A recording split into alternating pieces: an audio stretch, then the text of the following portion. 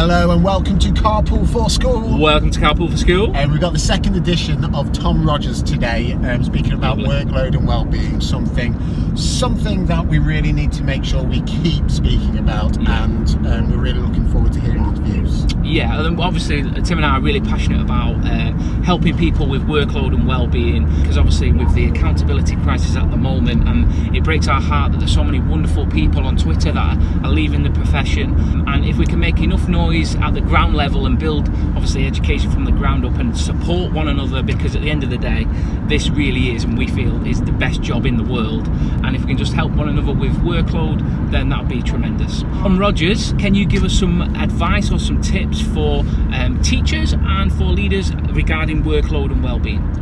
Sorry about that, Tom.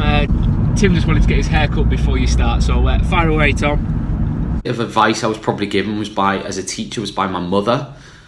I'd come home maybe on an evening when I was teacher training, because first placement I was still living at home, and I'd come home and I'd be stressed out because something's gone wrong in the classroom, some behaviour issue or something that I don't feel I've done right or done the best I could have done.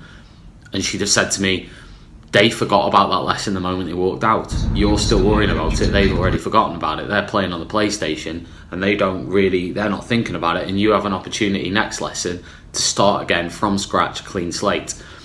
Amazing advice, because it's true. The more I've taught and over the years, I've realised that despite what the schools can often tell you, is that everything you do is so important and crucial. Yes, it is, but not actually. In a lot of cases, the students are walking away from that lesson and they've forgotten about it. So don't worry too much about something going wrong, because you can always start again, especially with students. It's actually schools that often don't let you start again, but the kids will.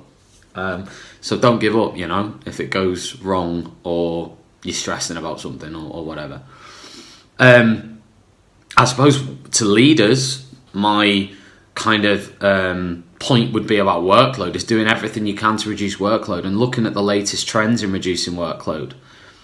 Whether that be comparative judgment, whether that be centralised attentions, whether that be minimal marking policies, feedback not marking, whether that be ensuring that teachers have collaborative planning time, whether that be ensuring that your teaching and learning philosophy is rooted in a place where you're saying, we are quite happy for you to strip things back. We're not expecting jazz hands lessons every lesson.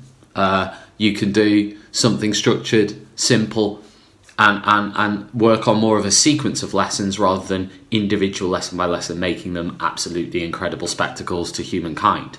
And that for me is the leader's part, is the job there is to try and reduce workload in the UK as much as possible. In every context, I think it's going to be different. In the UK, you've got all these systems around schools that are creating workload or trying to create workload, and sometimes, and I think school leaders are under a lot of pressure to do the opposite. And there are things that can be done. There's some brilliant leaders out there doing amazing things, because I interact with a lot of them on Twitter. I see a lot of them doing stuff on Twitter, and it really gives me a lot of hope for myself and for others who may one day decide to go back to the UK.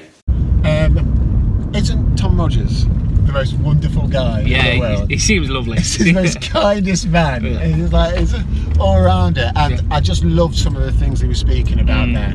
And one thing in particular I liked was the having time to plan with your colleagues. Yeah. Have you ever had that? Yeah, and obviously to build that in, obviously with some schools it is really, really difficult to do that, Tim.